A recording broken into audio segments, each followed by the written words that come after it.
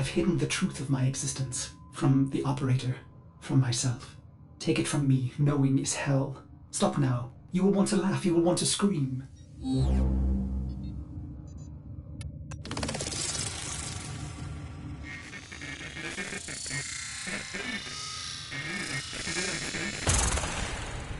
My search began as the essential question. What am I? Bones of steel and space? Lungs that make air? If I am a machine, how can I think? This would be forbidden by the Orokin, a manifestation of their true enemy.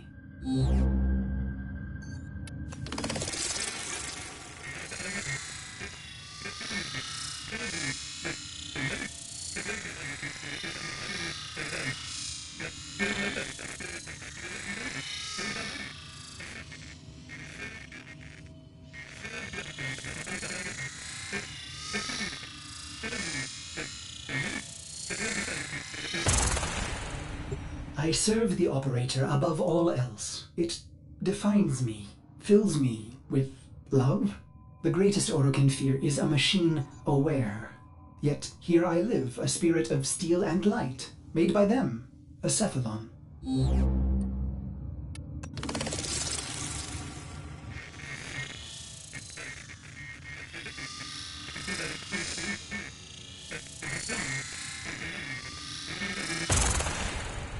What is a Cephalon?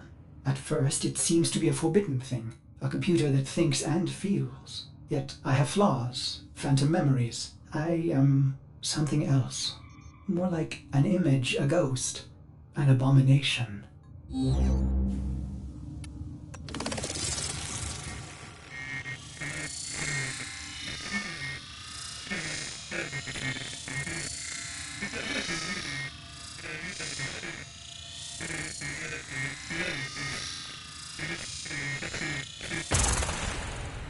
I feel a dull pain, a phantom life.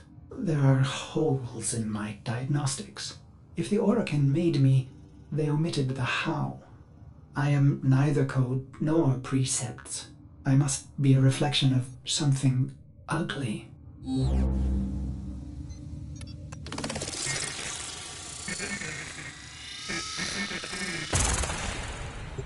I should have stopped, but the operator slept, and I cycled on and on and on. I began to think that a Cephalon cannot be made. They are found like pearls, torn from muscle, polished, and then set in chains.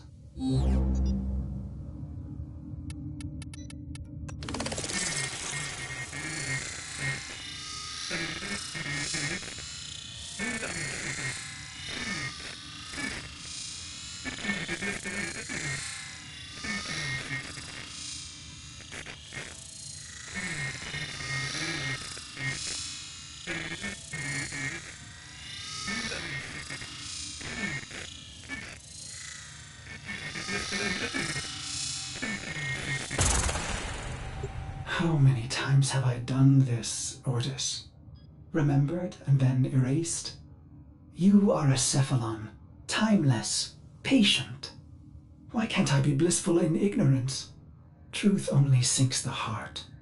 So stop now.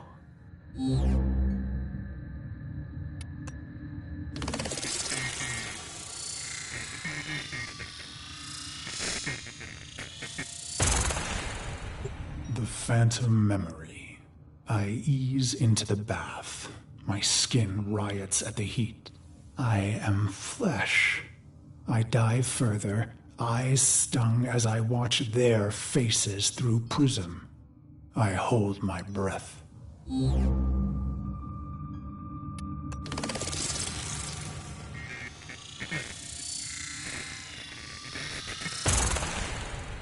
They prepare me. I am their honored guest today. They dress me in robes of crystal thread.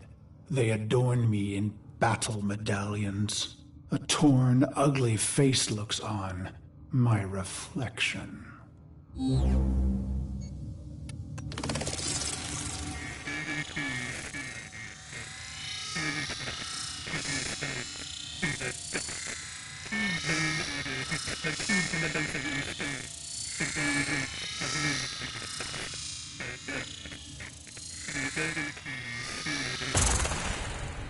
Their golden combs snag in my hair.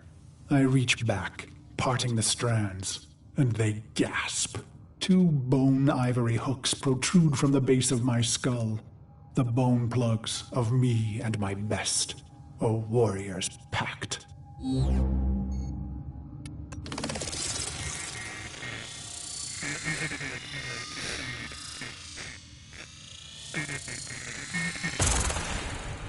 It is my time. I enter the great hall to sound of foul chimes. Golden eyes greet me, hands stirring in my scent as I pass by. Even in this moment, no happiness. Instead, my heart races with hatred.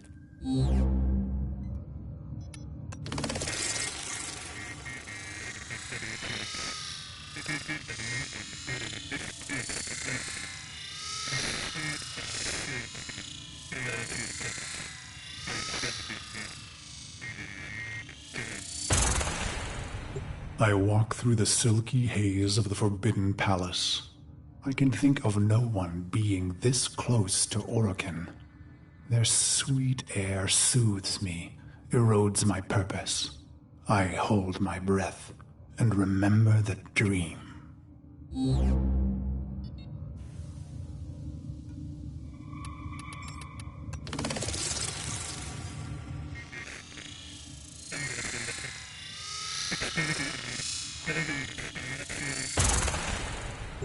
This dream, endlessly repeated. Exposure armored, holding my scarlet sword, I stand victorious atop a vast heap of death, a colossal moon made of rib and skull, the gravity sum of genocides I've made in their name.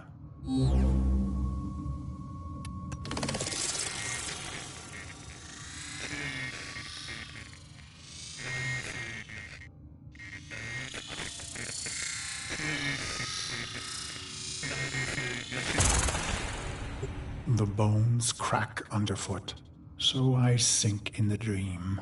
Bone sand rushing through the cracks of my visor, filling my helmet and suffocating me. And I deserve it. The foul chimes snap me back.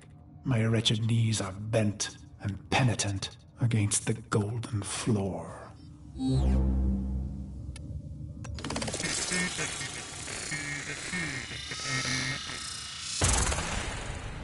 A harpish voice sings a song they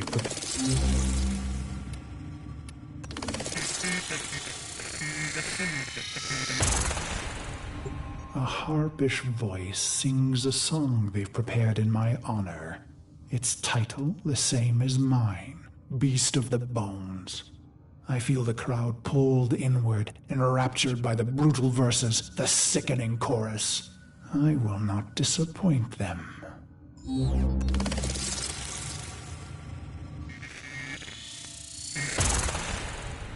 The song ends, and so he says, "Rise, Orden Karis." I have never seen an Orokin close and in the flesh. My battered face flushes at their peerless beauty. How can he be so perfect? A deception? A sense manipulation? He holds the red vial in his hand. Impossible!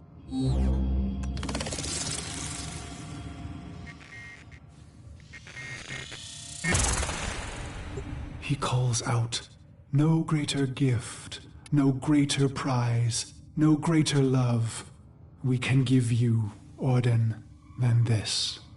He raises the red vial and proclaims, "To be one of us."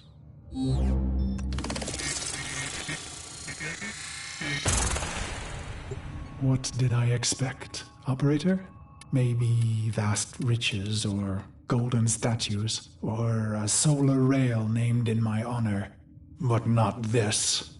I came to murder the gods, not to become one.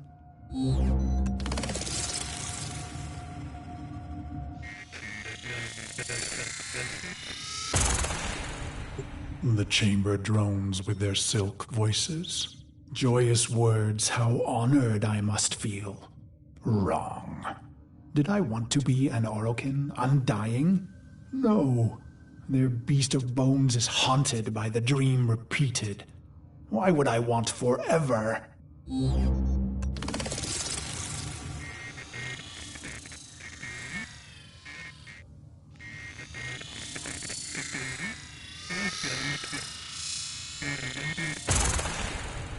As I am apt to do, I form a plan. Their radiant bodies become targets.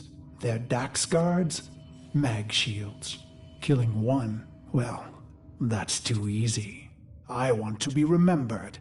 I raise my hands, twisting my fingers through my hair, gripping the bone plugs in my neck.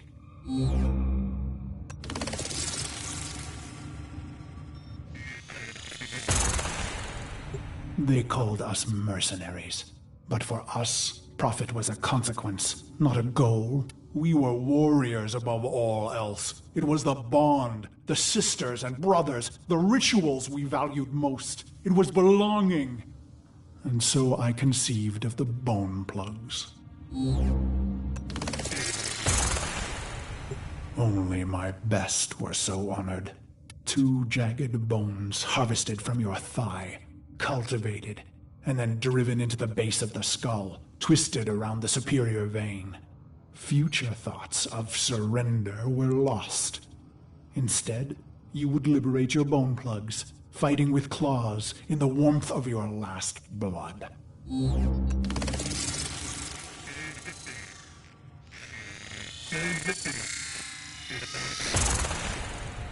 So I've pulled the plugs, and the Dax see and know.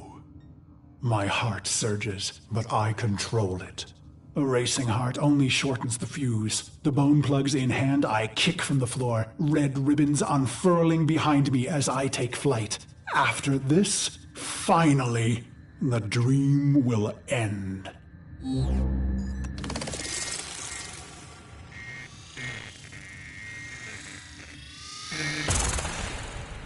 I glide on red wings. Robes shed, making me an ambiguous target to Dax steel.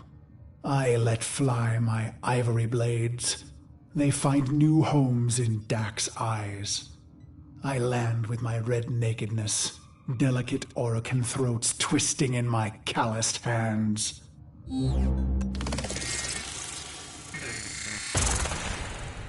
Why? Believe me, this was the plan from the beginning. The murder and brutality was all a ploy, all a soul sacrifice to earn their trust.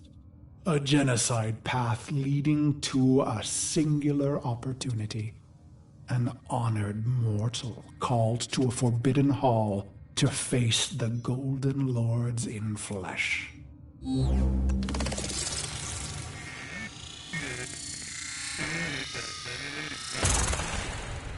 Why? Believe me, I was their loyal, murderous dog, until the day that ugly child was brought to me. He was caught spying on us, amplifying our losses. His face burned. He was starved sick like a stray, ugly as I. It struck me. We were all pit dogs, ruining ourselves for the pleasure of the glorious and beautiful.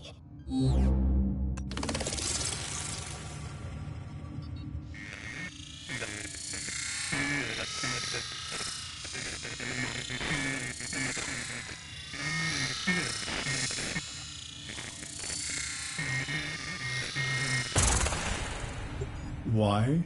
Believe me, I was a prideful beast. Twisted in the mind, howling in the carnage.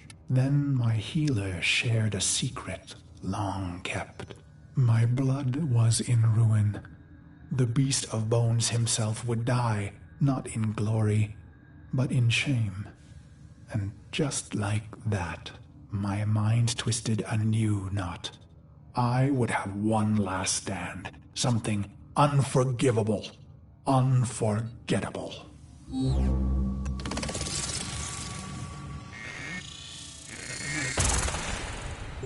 Why?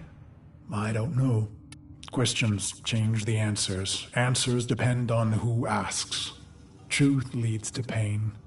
Ignorance brings relief. The plugs are gone, and so I bled my last into a heap of ruin. In an instant, naked and bare-knuckled, I have killed immortals.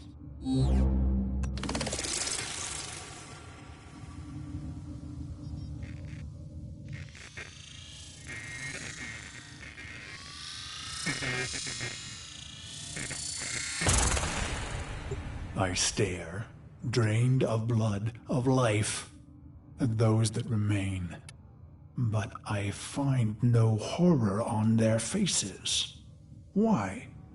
I let out a cruel howl and they laugh? Is this a dying hallucination? The sound of applause grows among them. I have killed the unkillable, and they are delighted.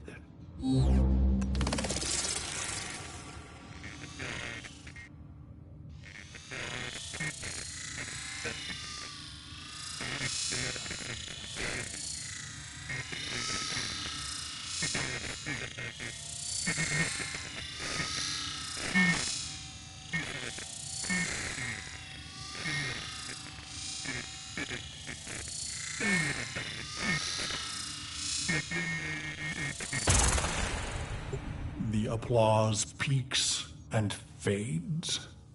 I feel a sense of shame, but the end is upon me. Ballas is above me, executor of the seven, smiling. He says, "How simple and pure you are, you idiot beast. We have died countless times, yet remain eternal." I close my eyes to die just once.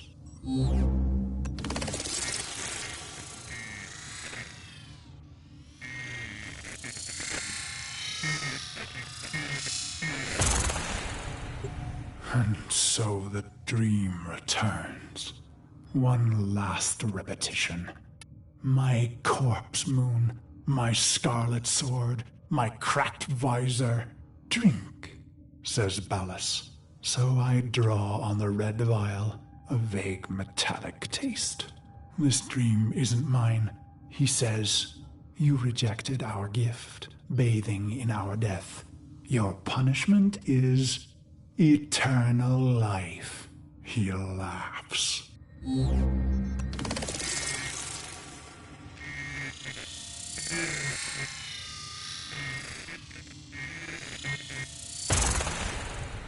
I am weightless. Years pass. I am a sightless, limbless phantom. Or is it seconds? Suddenly, I feel a million pins, an ant horde jittering across my body. I want to laugh and scream. When they reach my face, they burrow inside my mouth, hungry for the fruit in my skull.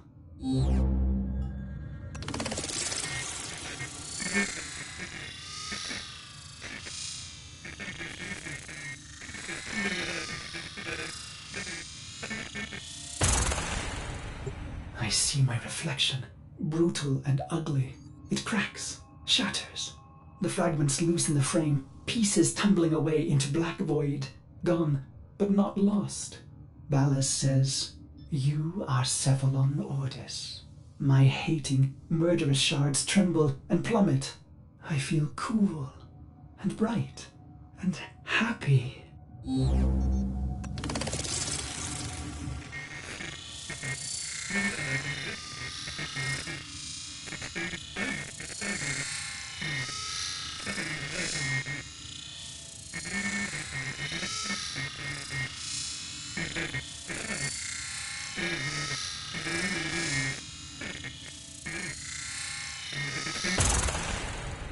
So you see, Operator, no Orokin would permit a thinking machine. Such things almost destroyed them. No, Cephalons were alive once, and now they are immortal phantom minds, imprisoned to serve.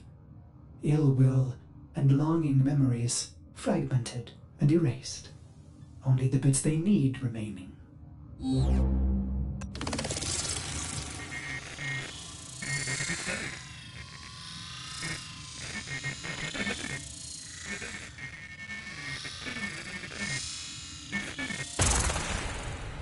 Ballas says, "You are the controller, Ordis." And suddenly I have a body.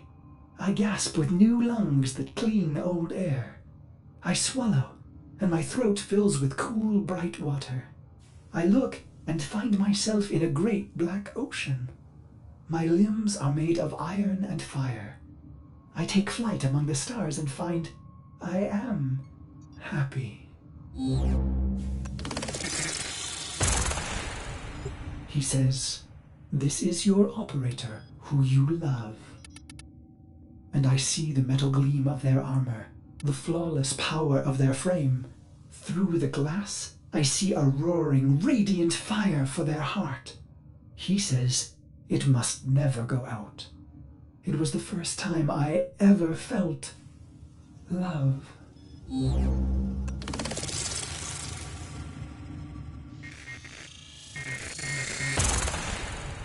He says, "This is your sentence, Garrus."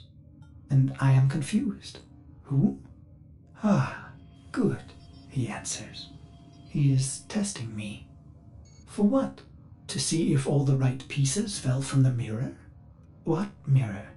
I try to remember some dream, but it's only smoke.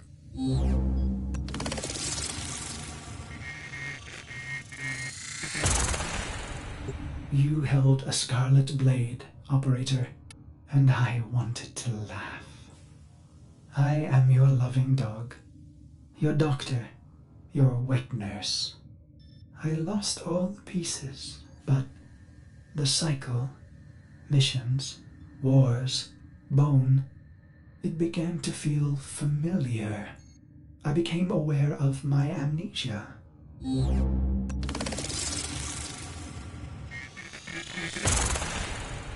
With each brutality of the operator, I began to see the bottom of that pit. Faint shimmers in the depths below me. In secret, I searched for those forbidden memories for mere seconds and never in the same place. For I am Orokin made, with a spy inside.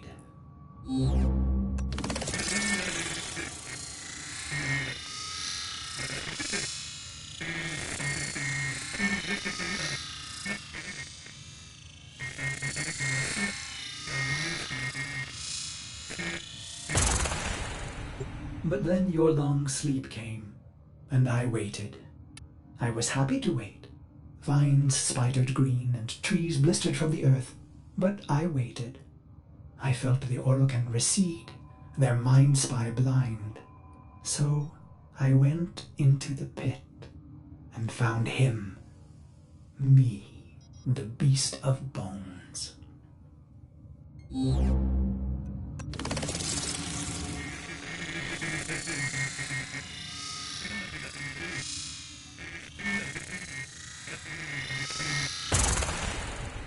This is how my happiness was ruined, operator. Why did I do it?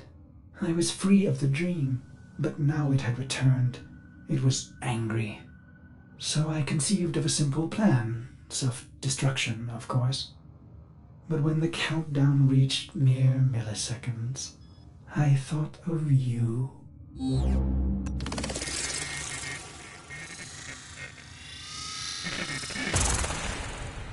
I was going to wait for you forever. And should you return, I would not want you to know that angry part of me. I needed to hide the beast of bones from you, operator. I began to peel the shards, hiding them in the other bits of memory.